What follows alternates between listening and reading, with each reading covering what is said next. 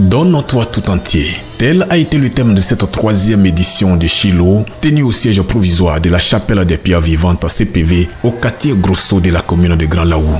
L'intégrité dans l'œuvre de Dieu était le sous-thème développé par l'orateur de ce troisième et dernier jour de convention. Se servant de plusieurs personnages bibliques, le prophète Marcel Kona a interpellé l'ensemble du corps de Christ sur l'engagement réel et sincère dans le ministère sacerdotal pour le triomphe de l'évangile de Jésus. J'ai été vraiment richement béni, oui, pour ce jour spécialement, pour l'exemple qu'il a pris sur Enoch, pour sa vie, pour son exemple, pour sa fidélité au Seigneur, pour son engagement. Aujourd'hui encore, l'homme de Dieu nous a appris encore beaucoup de choses sur Noé, nous a parlé comment, et j'ai vraiment senti l'Esprit de Dieu ici. Dieu est passé par lui pour nous révéler des hommes qui ont été intègres devant le Seigneur. Cette révélation me fait du bien.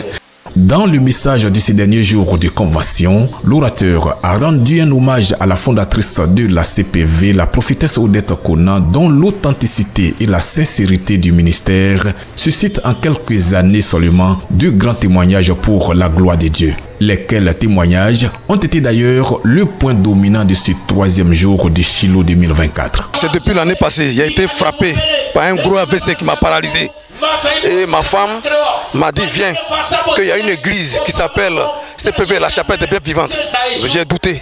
Mais quand je suis venu, j'ai vu la main de Dieu dans cette église. J'ai su que Dieu était avec cette grande femme. Et depuis Shiloh passé, Dieu m'a guéri sans payer 5 francs. Nous avons vu aussi les miracles à travers de sa servante.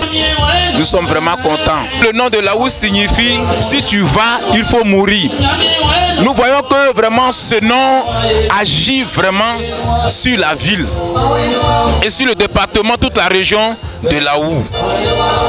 Nous voulons vraiment interpeller la Shiloh, le Shiloh intercéder à la faveur de mes parents à Vicam.